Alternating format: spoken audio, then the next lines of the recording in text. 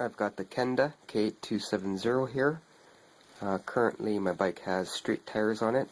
It's a CBR 125, and I've got this here. It's a 50/50 dual sport tire. I'm going to put a 4.6 on the front and a 5.1 on the back. This is a tire made specifically for the rear of the bike, but I'm going to put it on the front and the back. So I'm going to get started by removing the original ones off the bike. Okay, that came off actually very easy. So pretty much all the bolts I've removed so far have been really easy to do. And it's been a cinch. I don't have like a stand or nothing. I just sort of put it on a concrete block.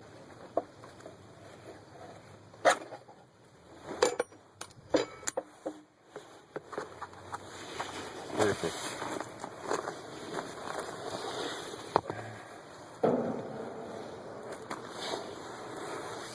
Front's down now, so I'm gonna get the rear up.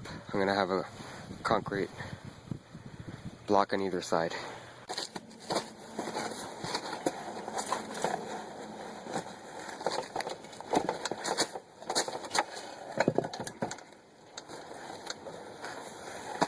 That side's up, and I can just get this block under here. So it'll be the same in the back. I'm gonna start with those two bolts there on either side, and then I'm gonna remove the caliper.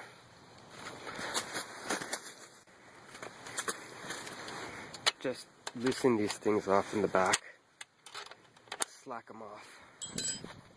After you slack these two off, you just loosen that nut in there, right there, and pretty much the caliper just lifts up like so. Now that I got it off, I'm going to go in and fit on the 5.1. So after about 15 minutes, I was able to remove the rubber from the rim. And I just used a bit of soap water and flathead screwdrivers.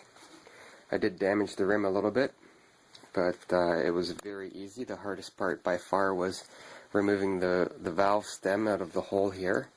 I ended up using a set of vice grips, and I just grabbed it from the bottom and I just yanked it this way, again using some lube. I got this new Kenda halfway on here, and I really got no patience to play around with it too much, so I'm just going to pry it on using screwdrivers. So the rubber is on, one end.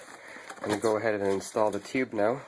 Once you get the valve through, you want to tuck the tube in there, making sure that it's even. So I went around twice, and I'm just making sure that the tube is lying even in there. And what I'm going to do is I'm actually going to pump a little bit of air in the tube, so that way it'll help getting out any of the crimps, and find that the tube is in there. So you don't want to pinch it. You just want to stick your screwdriver in a little bit and go a little at a time like that.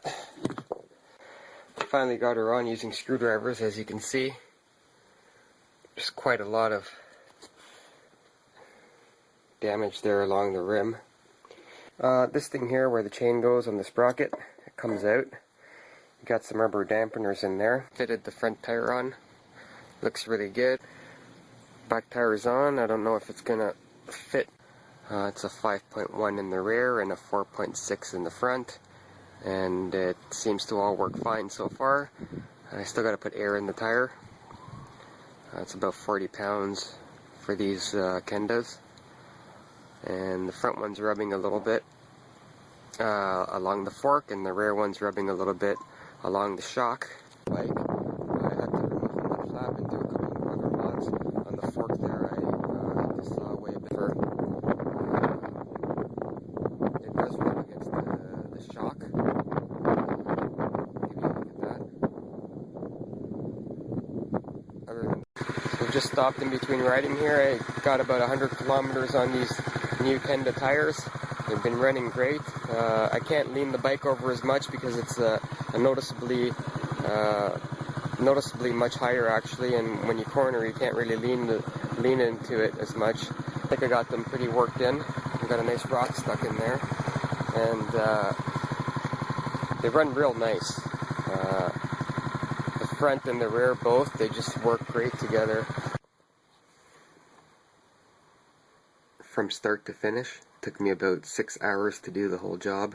Remove the old tires off the bike, remove the rubber off the rim, install the new rubber and tube, put them back on the bike. It was about 4 hours. Then I had to align everything, tighten it all back up, and even change the oil.